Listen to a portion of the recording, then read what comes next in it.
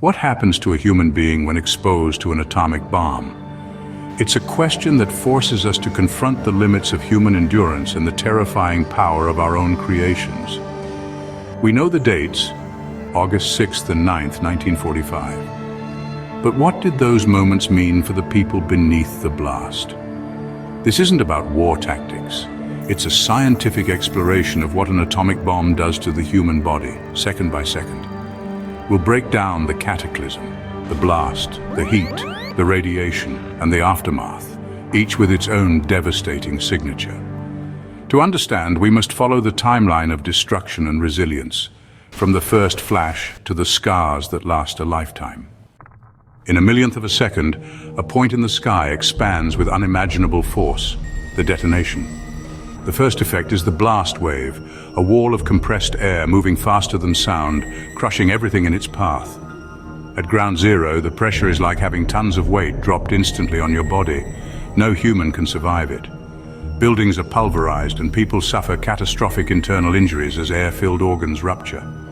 Then comes the wind, over 1,000 kilometers per hour, turning debris into deadly projectiles. Survivors are battered, flayed, and dragged by a violent reverse wind as the fireball's heat rises and creates a vacuum. The push and pull of these forces ensures total destruction, instantly rearranging the matter of a city and its people.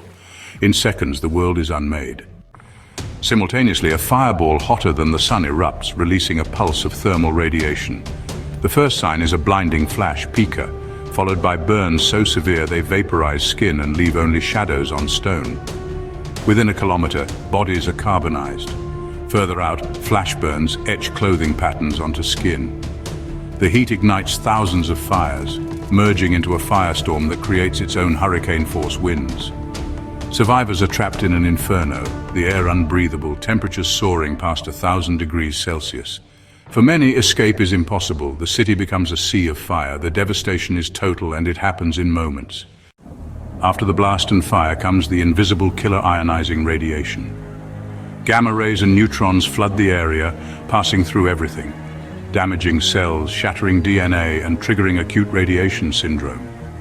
Victims suffer nausea, vomiting, and fatigue within hours, followed by a deceptive calm as internal damage mounts. Bone marrow fails, immune systems collapse, and bleeding becomes unstoppable. In the weeks that follow, hair falls out, infections rage, and the body breaks down from within. For many, death is slow and agonizing, a new, baffling sickness that doctors had never seen. Even those who survive the initial exposure face a lifetime of risk. Radiation's effects are silent, but relentless. Survivors, the Hibakusha, carried the bomb's legacy in their bodies for decades. DNA mutations led to soaring cancer rates. Leukemia within years, solid tumors decades later. The closer to the blast, the higher the risk. Radiation also caused cataracts, heart disease, and accelerated aging. Children exposed in the womb suffered severe birth defects and intellectual disabilities. The fear of passing on genetic damage haunted families, even as studies found little evidence of inherited mutations. The bomb's impact was not just immediate, it was a lifelong generational burden. The scars, both visible and hidden, never truly faded. The psychological trauma was as devastating as the physical wounds. Survivors endured PTSD, haunted by memories of the flash and the boom, and by the loss of loved ones.